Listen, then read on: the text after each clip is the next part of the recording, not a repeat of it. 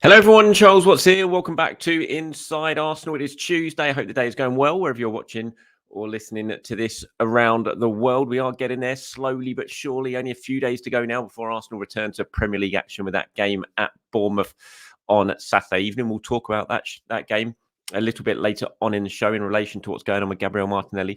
We'll have a little bit of a discussion about who could potentially start that game if, and it remains an if, Martinelli does not make it, or Saka, again, it remains an if, does not make it. So we'll have spend a little bit of time talking about that in today's show. We'll go over the last night's international action, William Saliba in action, Leandro Trossard as well, Riccardo Calafiori. We've got plenty of questions and comments from you guys to get stuck into. Calafiori's been saying some interesting stuff while on international duty that I thought we would discuss as well. But let's start with Gabriel Martinelli, shall we, who we know has suffered this calf problem while he's been away with Brazil during the international break that he picked up he felt it during a training session, couldn't complete that session, went and told the doctors about it. They took him out, gave him this MRI scan that showed up a small muscle endomema, I think it's called, which I have very little idea what that actually means.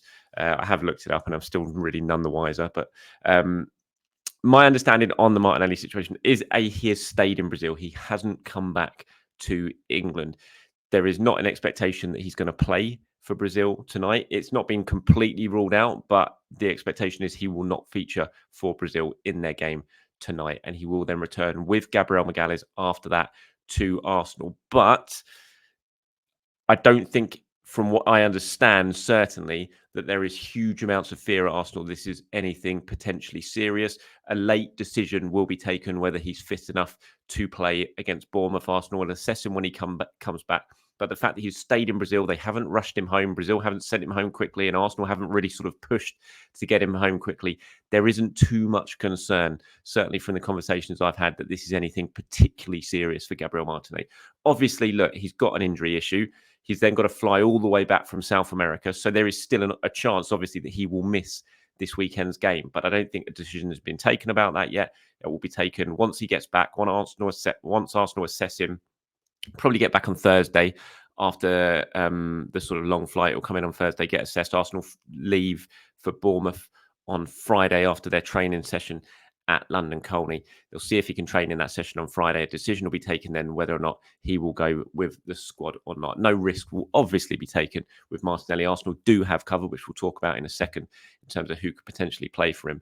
But yeah, my understanding, it's not one there is overly lots and lots of concern about, given the conversations Arsenal have had with Martinelli, first of all, I imagine, but certainly with the Brazil national team medical staff. So not being rushed back to England. He's staying in Brazil, as far as I'm aware, and will be coming at home as scheduled with Gabriel after Brazil's game in the early hours of tomorrow morning UK time. So that's the very latest when it comes to Gabriel Martinelli. Now, what do you do if Martinelli doesn't feature?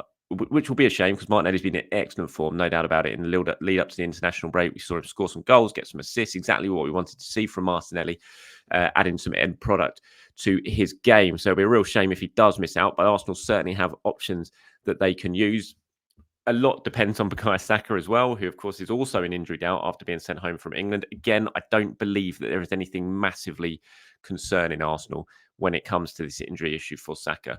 Similar to Martinelli, no risks will be taken. They are assessing him. He's back at, unlike Martinelli, he is back at London Colney, and they are looking at him, and decision will be taken exactly the same as Martinelli just before on Friday to see if he is fit enough to go. If he isn't, then you're going to have a major rejig of the attacking lineup, you would think. Again, I believe that Kai Havertz is fine. Kai Havertz will start. I'd be very, very surprised if Kai Havertz doesn't start against Bournemouth on Saturday. So if you're missing Saka and Martinelli, then what do you do? So you've got Raheem Sterling, who can play on the left. You've got Gabriel Jesus, who can play on the right, especially if Havertz is playing as that central striker. You've got Ethan Nwaneri, who can play on the right if needs be. I prefer him centrally rather than on the right, but he is another option over on the right-hand side. So there are plenty of options for Arsenal, even if the worst-case scenario is that Saka misses the game and Martinelli misses the game. But again, I'm not saying that's going to happen. It's too early for me to definitely say 100% that will happen. Love to get your thoughts on this Of course, Mikel Arteta's press conference, by the way, is going to be on Friday. Not being confirmed the start time yet, but it looks like it's probably going to be in the morning on Friday, as far as I'm aware at the moment. And we'll get the latest from him in terms of the injuries, I'm sure, then. But love to know your thoughts. If, worst case scenario, there's no Saka and there's no Martinelli, what would you do? What would your forward line be for this game? Do you play Trossard on the left? Do you play Trossard centrally still in the absence of Martin Odegaard? Do you play Sterling on the left, Ranieri, Jesus? Love to get your thoughts on it. I'll pull some of those together and get them included in tomorrow's show as really start to focus in on that Bournemouth game. I think ideally for me, if, and again, we're talking worst case scenario, neither of the wingers make it. So Saka's out, Martinelli's out. I think I'd be playing Sterling on the left and I would play Jesus on the right, and then I'd have Havertz as a striker, and I'd have Trossard behind in that midfield row. I think that's what I would go for in this one, but I'm sure plenty of you will disagree with me. Plenty of you will have different opinions on what you would do in that scenario. So let me know your thoughts on it. If Martinelli's fine, then obviously I'd be playing Martinelli and Saka, and I'd be going for those two, even though there's a big game against Shakhtar on Tuesday. And there's and you got Liverpool the weekend after, which I suppose does need to be taken into account because that Liverpool game is a huge game. But if Arsenal are absolutely insistent they're 100% fit, then I'd probably start those two. And if I was going to make any changes, it would probably be against Shakhtar on Tuesday night in preparation for the Liverpool game the following week. So let me know your thoughts on it in the comments below. Thank you very much, and I'll get them included in tomorrow's show. Right, international roundup time. It was Saliba versus Trossard. Saliba had a bit of a shocker by all accounts. I haven't seen the whole game. I've seen some of the highlights. I saw the penalty he gave away. I have to say he's been getting hammered for the penalty that he gave away when he nailed a Pender and took him out completely. But he does slip. That's not a really bad mistimed tackle by Saliba. He just completely slips. You can see it in the replay. He loses his footing completely. His legs go under him. He slips on the wet turf and he just clatters into a Pender and takes him out 100%. So I know he's getting absolutely hammered, certainly by rival fans who are using it as just a tool to have a go at him with. But it's a definite slip. But by all accounts, in the entire game, he did not have a good game. The reports I've read, the media reaction to it in France, and a lot of the journalists over there saying it's his worst performance yet in a French shirt. So he didn't cover himself in glory in that game. France did win the game though. The penalty that he did give away, Yuri Tillemans put over, so he didn't score it. Trossard had an eventful game. I think he had 6 shots in the game, 3 of them on target. Went close a few times, couldn't find the net, and Belgium lost 2-1. Moani scored 2 goals for France and won the game. So although Saliba didn't have the best performance individually wise, collectively wise, I'm sure will be very happy with the result. And the most important thing for Arsenal, of course, is there were no injuries in that game. Riccardo Calafiori played for Italy as well. Comfortable win for them. He played the full 90 minutes in there for 1, I think it was, win against Israel.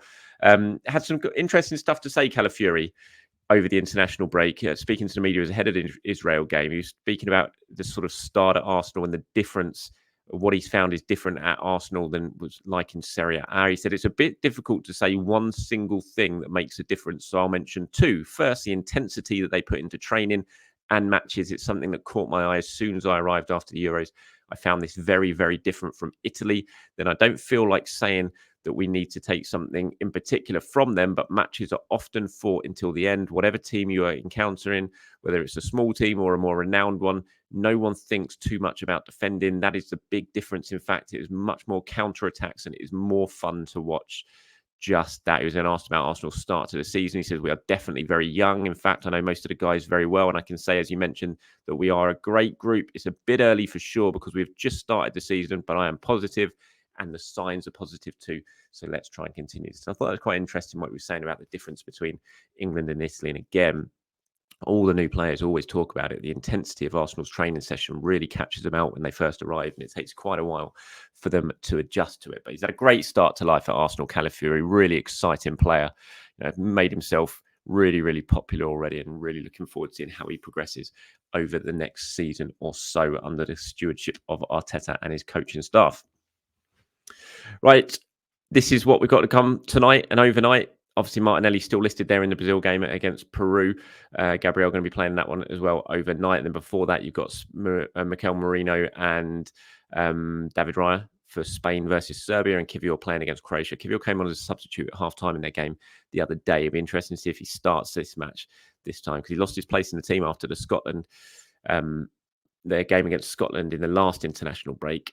But it seems like he might well be winning his place back in the side for tonight's game against Croatia. But yeah, hopefully these guys can come through unscathed, and then everyone gets home, and then we can forget about international football for a month or so until the next international break rolls around. But fingers crossed.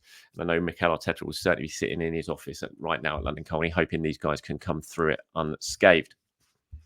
Right, moving on to some of your questions and comments. Red Action, Raymond here. Sorry, Raymond, hello, mate. From Red Action, got in touch on Twitter or X earlier, saying, question for today's pod, what's happening with the semi-automated offsides for VAR? Original plan was to have it in place after the first international break. Will this be in place for this weekend's matches? No, mate. It's been delayed until early next year, by all accounts. At the moment, it was originally going to be brought in after one of these first two international breaks, but that's not going to happen now. They're not happy with it, with the testing.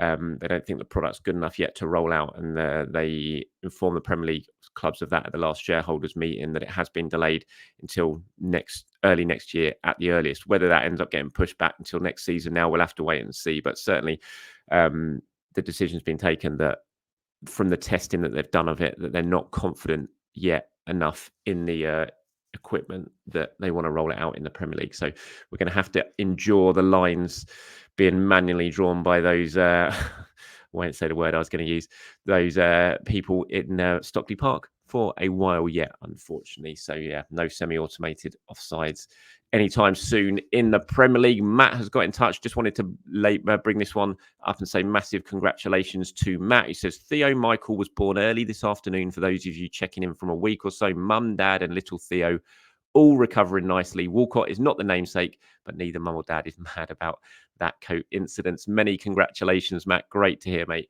Glad that everyone is well. Enjoy what's to come, because it is very, very special, even if it is absolutely exhausting and it never, ever stops. But it is a lot of fun as well. So congratulations, Matt. Great to hear from you. Right, a few different sort of opinions here on the Martinelli injury and injuries during the international breaks. We've got one from Ike Man, says, yeah, I'm not too mad about this one. Martinelli means, first of all, it's a World Cup qualifier, so he's got to go. Secondly, he only played 5 minutes and the injury happened in training, could happen anywhere. Just needs to return to London, get properly checked out and rehab, but doesn't appear to be too serious. Yeah, it's a good thing to point out there, because a lot of people have been sort of reacting to Martinelli, going, oh, these pointless international friendlies. I mean, this was a World Cup qualifier for Brazil, slightly different. Lots of importance on that. Brazil have struggled as well early on in their qualifying campaign, so they need their best players, and Martinelli's in form, and there's no way he's gonna miss that. So it is tough to be mad about it, and there wasn't any injury doubts going into it. It's just unlucky, to be fair. Denler says, one thing that really gets me, and I know each international manager wants to win their games, but if a valuable player gets a knock or a potential injury before or on international duty, why risk it? I know players want to play as well, but Odegaard for me is the biggest example. Gets an injury that he had to come off for in the Villa game, then immediately plays in the Norway international. Just stupid, in my opinion. Also, whether Martinelli is available to play or not against Peru, he should be sent back to Arsenal. Why risk a player to aggravate an injury, which could rule him out for an extended period of time? Considering players not happy with the amount of games being played, a bit of common sense here could help in the long term by not risking players. I agree, but that's the issue, isn't it? Once you send the players over to their national team, they are their property. And you talk about the Odegaard incident, and it's a good one to point out. Firstly, I think Arsenal could have definitely been stronger in that one and taken the decision. Now you've had that injury, you're not going to go. But then obviously if Odegaard wants to go, and I'm sure he probably did, he's a Norway captain, you can't stop him. Once he's called up, you just cannot do it. But there could have been a little bit more common sense applied in that scenario because of the injury Odegaard suffered in, I don't think it was Villa, was it? It was someone else. It was at the Emirates. I can't remember the game now.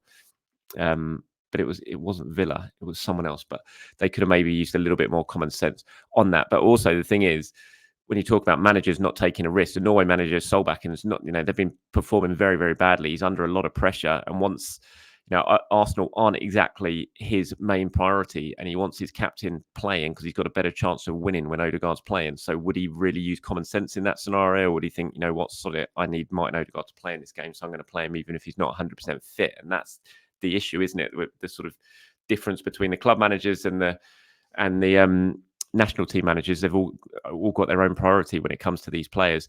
Ian says, "Hi Charles, love the work and congratulations on 100k. Thank you very much. I realise Nations League is awful, but in a proper international competition, do you think it crosses a player's mind when they go in for a tackle against a club teammate to only go in at 75% as to not potentially risk injury, or is it just 100% thoughts about your country at the time?" I mean, to be honest, look, I can't answer it obviously myself, and I've never actually spoken. I've never asked an Arsenal player that exact question. It'll be very, very interesting to think. I can't imagine it enters their mind. You know, they're so focused on the pitch. They're totally and utterly professional that when there's a ball there to be won, they're not thinking about, oh, I can't injure him for Saturday's game. I'm sure they just go into it. We'd have seen it yesterday with Trossard and Saliba when they were playing against each other. I can't imagine that Saliba would think when he's lining up a tackle against Trossard, he's thinking about potentially Trossard missing the Bournemouth game if he gets it wrong. He's just thinking about playing for France and winning that tackle against Trossard, Openda, whoever it is. So, no, it's an interesting one. It'd be an interesting one to ask the players next time I get an opportunity to be honest. So thanks very much for that one, Ian. Adam says, "Hi, Charles. Would you be averse to Sterling, Havertz, Jesus front line against Bournemouth, or would you still go with Saka and Martinelli if they're available? I understand Bournemouth are a very good team, and I'm not taking them for granted. But given the doubts over Saka and Martinelli and the fact that others have been training consistently at Arsenal over the international break, could it be a good opportunity to give them starts, hopefully bring them some confidence as we enter another tough run of games?" I mean, it's an interesting one.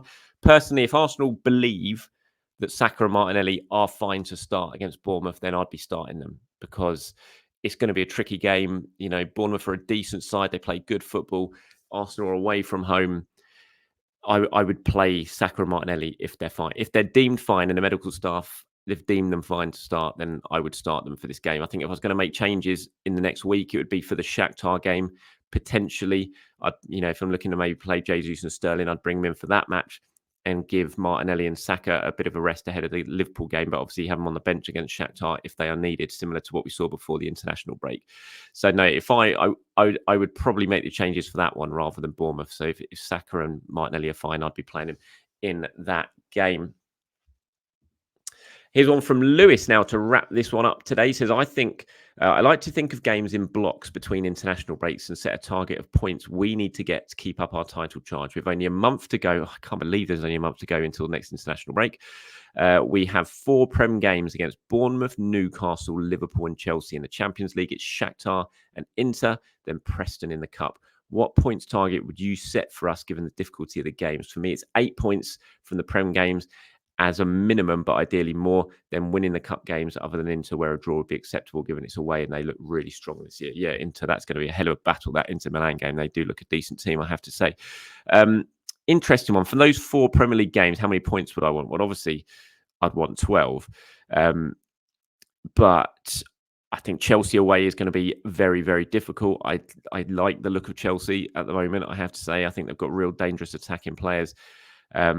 Arsenal have done very well at Stamford Bridge in recent games, those recent seasons, though. And look, they'll certainly be going there to win. 12 points will be on Arsenal's mind.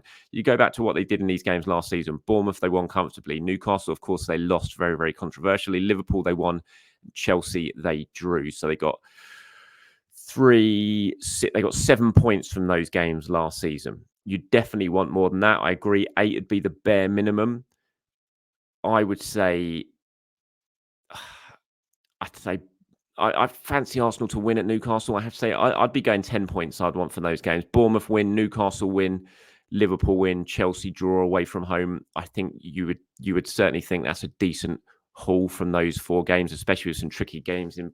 Obviously, you want to win against Shakhtar at home, beat Preston away in the cup, and a draw at Inter, I'd be absolutely fine with, I have to say. So yeah, between 8 and 10 points, bare minimum for me in those 4 Premier League games, and win the cup games aside for a draw at the San Siro against Inter Milan, which I would quite happily take for now. And that's it from me, everyone. Thank you very much to everyone who got in touch there. Appreciate that. As always, do so again overnight or whenever you're watching this show. Get down into the comments. Give me your thoughts about who should start against Bournemouth. If there's no Saka or Martinelli, who would you start in that front line?